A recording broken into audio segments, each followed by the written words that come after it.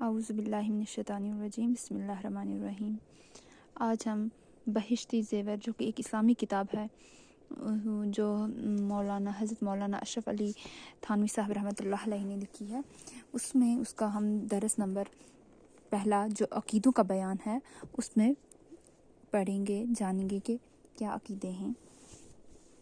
Number 1 عقیدہ جو ہے وہ یہ ہے: تمام عالم پہلے بالکل ناپید تھا، پھر اللہ تعالیٰ کے پیدا کرنے سے موجود ہوا۔ یعنی اس میں کہا گیا ہے کہ ہمارا عقیدہ کیا ہونا چاہیے کہ اللہ تعالیٰ کے پیدا کرنے سے پہلے یہاں پہ کوئی موجود نہیں تھا۔ یہ دنیا جو تھی خالی تھی، اس میں کوئی بھی انسان نہیں تھا۔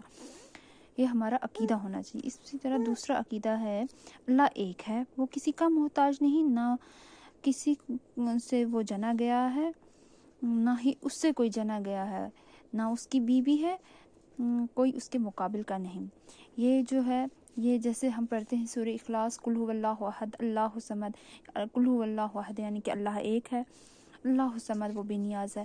یہ اسی کا ترجمہ لکھا گیا ہے کہ اس میں ہمیں پتہ ہے کہ اس میں یہ بولا جاتا ہے کہ اللہ ایک ہے۔ اس کا ہمیں عقیدہ ہونا چاہیے کہ اللہ ایک ہے، اس کے سوا کوئی محتاج، وہ کسی کا محتاج نہیں، ہمیں نہ وہ کسی سے پیدا کیا گیا ہے، نہ اس سے کوئی پیدا کیا، نہ اس کے یعنی کہ ہم جانتے ہیں نہ اس کے بیوی ہے، نہ اس کے بچے ہیں، اس کا کوئی بھی شریک نہیں ہے، اس کے مد مقابل کوئی نہیں ہے۔ اس بات کا ہمیں عقیدہ ہونا چاہیے۔ اسی طرح ہمارا عقیدہ نمبر 3: وہ ہمیشہ سے ہے اور ہمیشہ رہے گا۔ یہ تو ہمارا عقیدہ ہے مسلمانوں کا کہ اللہ ہمیشہ سے ہے اور ہمیشہ رہے گا، کوئی چیز اس کے مثل نہیں، وہ سب سے نرالا ہے۔ یعنی کہ اللہ تعالیٰ کے برابر، اللہ تعالیٰ کی ذات کے برابر اس جیسا کوئی بھی نہیں ہے، چاہے کوئی کتنا سے کیا بھی ہو، لیکن اللہ تعالیٰ کی برابری کوئی نہیں کر سکتا۔ اسی طرح عقیدہ نمبر 5: وہ زندہ ہے، ہر چیز پر اس کی قدرت ہے، کوئی چیز اس کے علم سے باہر نہیں، وہ سب کچھ دیکھتا ہے، سنتا ہے۔ یعنی کہ اللہ زندہ ہے، اس کی قدرت، اس کی رہنمائی ہر چیز پر ہے، اس کے علم میں سب کچھ ہوتا ہے۔ جو بھی ہم کرتے ہیں، جو بھی ہم سنتے ہیں، دیکھتے ہیں، وہ سب اللہ تعالیٰ جانتے ہیں۔ کلام فرماتا، لیکن اس کا کلام ہم لوگوں کے کلام کی طرح نہیں، جو چاہے کرتا ہے، کوئی اس کی روک ٹوک کرنے والا نہیں۔ اللہ تعالیٰ جو کلام کرتے ہیں، مطلب جو ان کا کلام ہے وہ ہم لوگوں کی طرح نہیں ہے۔ اللہ تعالیٰ کا کلام الگ ہے، یہ ہم جانتے نہیں ہیں کیسا، لیکن ہم یہ جانتے ضرور ہیں جیسے کہ ہم باتیں کرتے ہیں ویسے اللہ تعالیٰ نہیں کرتے، کوئی اس کو روکنے والا بھی نہیں ہے، وہ پوجنے کے قابل ہے۔ مطلب کہ ہمیں صرف اللہ تعالیٰ کو سجدہ کرنا چاہیے، ہمیں اسی کی عبادت کرنی چاہیے، اس کا کوئی ساجی نہیں، اس جیسا کوئی نہیں۔ اپنے بندوں پر مہربان ہے، بادشاہ ہے، سب عیبوں سے پاک ہے، وہی اپنے بندوں کو سب آفتوں سے بچاتا ہے، سب بلائیوں سے، سب چیزوں سے دور رکھتا ہے۔ اللہ تعالیٰ اپنے بندوں کو ہر ایک چیز سے دور رکھتا ہے، بچاتا ہے انہیں، وہی عزت والا ہے، بڑائی والا ہے، ہماری چیزوں کا پیدا کرنے والا ہے، اس کا کوئی پیدا کرنے والا نہیں۔ اللہ تعالیٰ ہر ایک چیز کو پیدا کرنا ہے، اللہ تعالیٰ نے ہی ہر ایک پوری دنیا کو پیدا کیا، لیکن اس کو کسی نے پیدا نہیں کیا۔ گناہوں کا بخشنے والا ہے، اللہ تعالیٰ غفور الرحیم ہے، اللہ تعالیٰ ہمارے گناہوں کو بخشتا ہے، زبردست ہے، بہت دینے والا ہے، روزی پہنچانے والا ہے۔ جو اللہ تعالیٰ ہے وہی ہمیں روزی پہنچاتا ہے، جس کی روزی چاہے تنگ کر دے اور جس کی چاہے زیادہ کر دے۔ اللہ تعالیٰ جس کو جو چاہے وہ دیتا ہے، جس کو چاہے پست کر دے، جس کو چاہے بلند کر دے، جس کو چاہے عزت دے، جس کو چاہے ذلت دے۔ یہ اللہ ہی کی ذات ہے، جس کو پست کر دے، جس کو بلند کر دے، جس کو چاہے عزت دے، جس کو چاہے ذلت دے۔ انصاف والا بھی اللہ تعالیٰ ہی ہے، تمام تعریفیں اللہ ہی کے لیے، ہمیں یہ یاد رکھنا چاہیے۔ بڑے تحمل اور برداشت والا ہے، خدمت اور عبادت کی قدر کرنے والا ہے۔ جو بھی خدمت کرے گا، عبادت کرے گا اللہ تعالیٰ، وہ اس کی قدر کرتا ہے، دعا کا قبول کرنے والا ہے۔ جو اللہ تعالیٰ ہے، اگر ہم دعا مانگتے ہیں اللہ تعالیٰ سے تو وہ ہماری دعا قبول کرتا ہے۔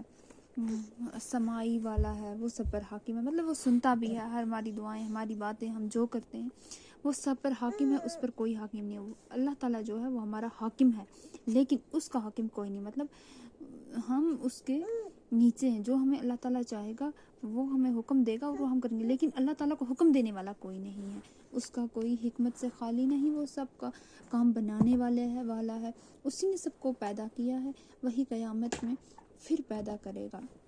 جو اللہ تعالیٰ ہے اسی نے ہمیں پہلے بھی پیدا کیا، لیکن جب ہم مر کے دوبارہ زندہ ہوں گے قیامت کے دن، اس دن بھی وہی پیدا کرنے والا ہے اور کوئی نہیں ہے۔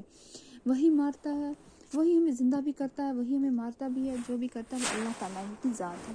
اس کو نشانیوں اور صفتوں سے سب جانتے ہیں، اللہ تعالیٰ کی نشانیاں ہیں، صفتیں ہیں، ان سب سے ہم اللہ تعالیٰ کو جانتے ہیں۔ اس کی ذات کی باریکی کو کوئی نہیں جان سکتا، گناہ گاروں کی تو یہ قبول کرتا ہے،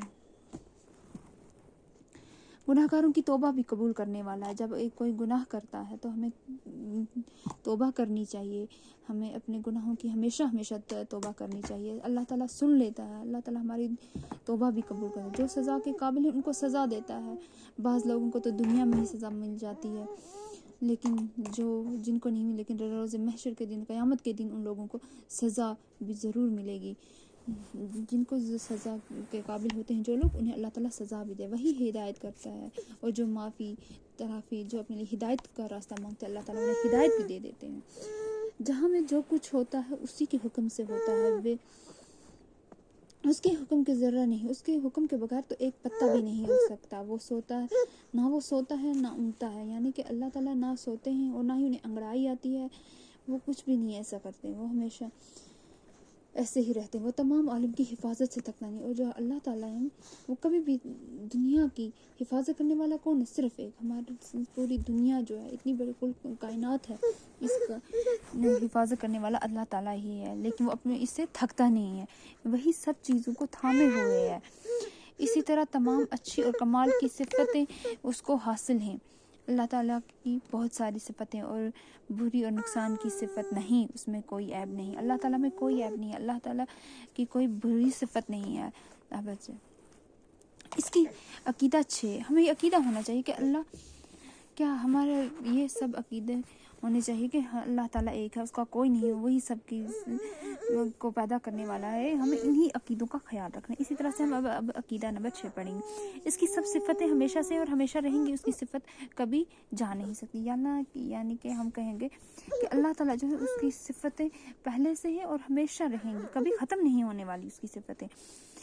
مخلوق کی عقیدہ 7، مخلوق کی صفتوں سے وہ پاک ہے۔ قرآن و حدیث میں بعض جگہ جو ایسی باتوں کی خبر دی گئی ہے تو ان کے معنی اللہ کے حوالے کریں کہ وہی اس کی حقیقت جانتا ہے، اور ہم بے خود کیے اسی طرح ایمان لاتے ہیں اور یقین کرتے ہیں کہ جو کچھ اس کا مطلب ہے وہ ٹھیک ہے اور حق ہے، اور یہی بات بہتر ہے، یا اس کے کچھ مناسب معنی لگا لیں جس سے وہ سمجھ میں آ جائے۔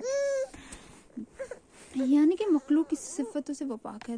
دنیا کے لوگ جو کہتے ہیں، کبھی کوئی کچھ بھی کہہ سکتا ہے، قرآن حدیث میں بعض جگہ جو ایسی باتوں کی خبر دی گئی ہے تو ان کے معنی اللہ کے حوالے کریں۔ جو چیز ہمیں سمجھ میں نہیں آتی ہے ہمیں اسے اللہ تعالیٰ کے حوالے کرنا چاہیے، نہ کہ اپنے کوریدنے نہیں چاہیے، ہمیں اپنے معنی نہیں نکالنے چاہیے جو سمجھ میں نہ آئے، اور ہمیشہ ہمیں یہی یقین، یہی رکھنا چاہیے کہ اللہ کے بارے میں، اللہ کی صحیح نیک صفات جو اللہ کی ہیں، اللہ ایک ہے، اس کے ہم سب مسلمانوں کا یہی عقیدہ ہونا چاہیے۔ انہی عقیدوں کے باعث تو ہم مسلمان ہیں، اور ہم سب مسلمانوں کا فرض ہے کہ ہمیں عقیدوں پر عمل کرنا چاہیے، اور اللہ تعالی ہم سب مسلمانوں کو ان پر عمل کرنے کی توفیق عطا کریں، آمین ثم آمین۔